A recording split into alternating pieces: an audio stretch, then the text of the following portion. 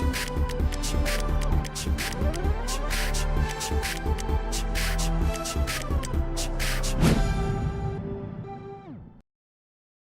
sahabat inovasi, Assalamualaikum warahmatullahi wabarakatuh. Jumpa bersama saya Ika Oktavianti dari Badan Penelitian dan Pengembangan Daerah Provinsi Sumatera Selatan dalam acara One Day One Innovation. Satu hari satu inovasi, tiada hari tanpa inovasi. Sahabat inovasi, saat ini inovasi menjadi sebuah keharusan. Dunia terus berubah sehingga kita harus lebih adaptif dan inovatif. Untuk menginspirasi, kami hadir dengan para inovator hebat dengan inovasi-inovasinya dalam acara One Day One Innovation. Telah hadir bersama kami di sini salah seorang ASN inovatif dari Kabupaten Musi Banyuasin. Selamat datang pada Pak Haji Asmafid SKM Eskep MKes ya Pak ya. Selamat datang Pak di YouTube podcast kami. Ya, terima kasih. Hari ini Bu Ika. kita akan ngobrol tentang inovasinya Pak Asmafid nih yang diberi judul Upaya Pencegahan Stunting Melalui Komunikasi Informasi dan Edukasi atau KIE Dinas Pengendalian Penduduk dan Keluarga Berencana Pak ya, Kabupaten Musi Banyuasin. Nah ini bicara tentang stunting, kita baru dapat penghargaan ya di Sumatera Selatan bahwa stunting turun ya, di kita terendah se-Indonesia. Nah ini apa nih yang melatar belakangi upaya pencegahan stunting melalui KIE ini Pak, silakan. Oke, terima kasih Mbak Ella, Mbak Ika. Latar belakang yang pertama bahwa kita ketahui bersama stunting ini akan menyebabkan terhambatnya perkembangan otak selain perkembangan fisik yaitu pendek pada anak. Yang kedua, angka stunting di Sumatera Selatan memang sudah turun tapi masih cukup tinggi, yaitu dari hasil survei SSGI tahun 2022 yaitu di angka 18,6%. Sedangkan pemerintah pusat mengharapkan angkanya menjadi 14% di tahun 2024. Nah, di MUBA sendiri untuk 2023 ini dari hasil survei yaitu 17,7%. Kami mengharapkan MUBA untuk tahun 2024 itu jadi di 10%. Jadi lebih turun jauh lagi ya dengan adanya upaya ini. Nah, tujuan dan manfaatnya sendiri yang diharapkan dari adanya inovasi ini seperti apa Pak? Tujuannya yang pertama menurunkan angka prevalensi stunting. Yang kedua menambah ilmu pengetahuan dan keterampilan bagi masyarakat khususnya pada ibu hamil dan calon pengantin. Yang berikutnya bagi stakeholder ini meningkatkan kerjasama lintas sektor di berbagai pihak yang terkait dalam program pencegahan stunting ini. Bentuk KIE-nya sendiri itu dalam bentuk apa ya Pak? Apa aplikasi ataupun memang sosialisasi ke masyarakat secara langsung atau bagaimana? Bentuk KIE kami itu penyuluhan atau sosialisasi. Nah, sasaran kami ini pada desa lokus stunting.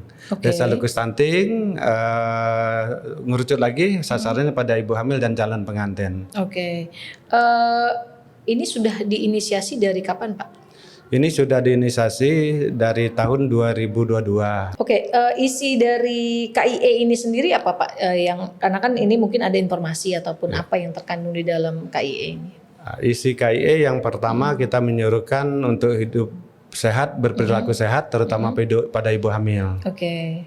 Yang kepada calon pengantin itu kita isinya itu tentang reproduksi, sudah itu perilaku sehat juga pada calon pengantin. Minum tablet tambah darah. Jadi pemeriksaan sebelum menikah gitu ya. Ada informasinya. Nah, edukasi tentang stuntingnya sendiri diberikan oleh petugas dari Dinas Pengendalian Penduduk ya Pak ya? Atau memang ada dukungan dari pusat atau gimana?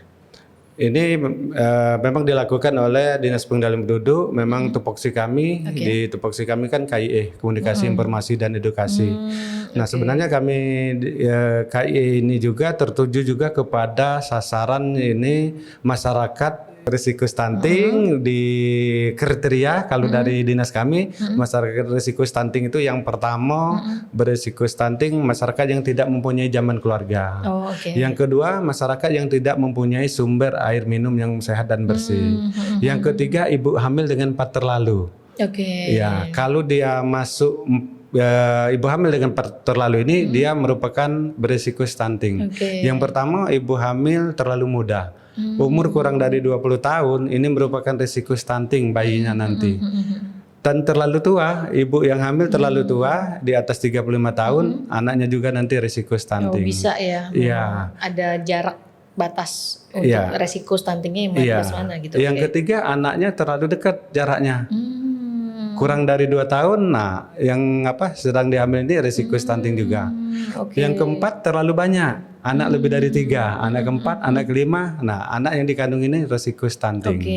Jadi ada indikatornya ya. Iya, ada nah indikator. Ini yang dikasihkan, diberikan komunikasi, informasi dan edukasi soal upaya pencegahan stunting ini, bahkan sebelum menikah gitu Pak ya. Nah, kita dari hulu, dari hulu pencegahannya, sebelum menikah. Baik. Kita ketahui Ibu Ika bahwasan calon pengantin kan dia pasti ingin punya anak.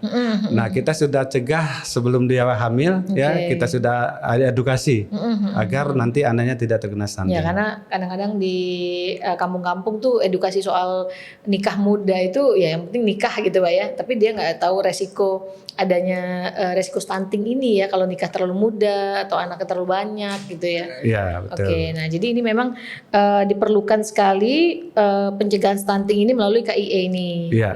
Gimana dampak yang sudah dirasakan oleh masyarakat yang memang ada suspek ke stunting gitu Pak ya? Alhamdulillah ada peningkatan ya. Yang pertama kita lihat itu dari angka prevalensi stunting sendiri sudah turun di musim Yasin. Tahun 17% tadi ya. Waktu 2021 itu 23,6%. Jadi benar-benar signifikan ya penurunannya ya. Sudah itu kita lihat juga dari kunjungan posyandu. Dari kunjungan posyandu setelah kita mengadakan KIE ini sudah hampir 95% ibu hamil ini datang ke posyandu. Sudah aware terhadap bahaya stunting gitu Pak ya. Betul. Nah, hambatannya nih selama melaksanakan inovasi ini seperti apa Pak? Hambatannya tentu masih ada. Yang pertama ini masih adanya ibu hamil dan calon pengantin yang tidak mau datang pada acara penyuluhan misalnya. Sudah itu tidak mau datang ke posyandu yang 5%-nya tadi.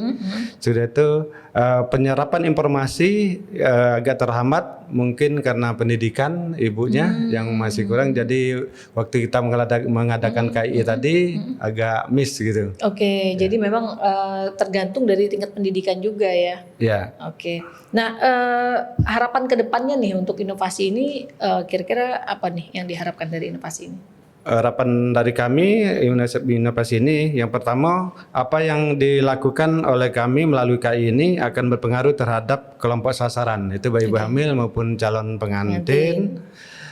Ya, yang berikutnya dapat menurunkan angka prevalensi stunting di Kapmubah itu tadi. Yang berikutnya terbentuknya organisasi yang berbadan hukum yang menjadi wadah komunikasi masyarakat peduli stunting.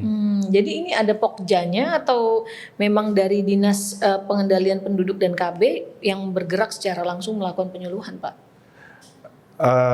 Ada Pokjanya. Ada Pokjanya berarti ya memang. Tapi kita ini ingin peran serta masyarakatnya. Jadi yang membentuk forum ini betul-betul dari masyarakat. Jadi masyarakat memang, yang peduli stunting. Jadi memang selain memang dari ada petugas dari Dinas Pengendalian Penduduk tadi, tapi dari masyarakatnya sendiri mandiri gitu ya, aware terhadap bahaya stunting untuk orang-orang yang memang tetangga gitu ya yang peduli stunting. Betul Ibu. Nah, terakhir nih pesan dan kesannya untuk sahabat inovasi di rumah, silakan Pak. Sebelum pesan dan kesan, kami mengucapkan terima kasih atas dukungan Pak PJ Bupati, Pak Priyadi, Pak PJ Sekda, Pak Musni Wijaya, Bapak Kepala DPPKB, Pak Mirwan Susanto, Bapak Kepala Bapeda, Pak Sunaryo, dan Kepala Dinas Kesehatan Dr. Asmi Darius Numansa serta Kepala PMB Pak Richard Cahyadi. Pesan dan kesannya, ayo kita cegah stunting sama-sama dengan makanan bergizi terutama pada ibu hamil, calon pengantin dan anak balita. Baik, terima kasih sekali lagi Pak Asmafid atas informasinya. Mudah-mudahan memang upaya pencegahan stunting ini lebih meningkat ya, sehingga kita turun jauh daripada target nasional. Ya, itu harapannya. Ya, baik. Sahabat inovasi, untuk mengetahui lebih lanjut tentang adanya inovasi ini, bisa meninggalkan pertanyaan ataupun komentar di kolom komentar podcast YouTube kami. Tetap ingat kita punya jurus 4S, setiap orang adalah inovator, setiap masalah bisa menjadi peluang inovasi, setiap solusi harus sinergi, dan setiap inovasi harus konkret hasilnya. Jumpa lagi bersama kami di podcast One Day One Innovation selanjutnya. Salam inovasi.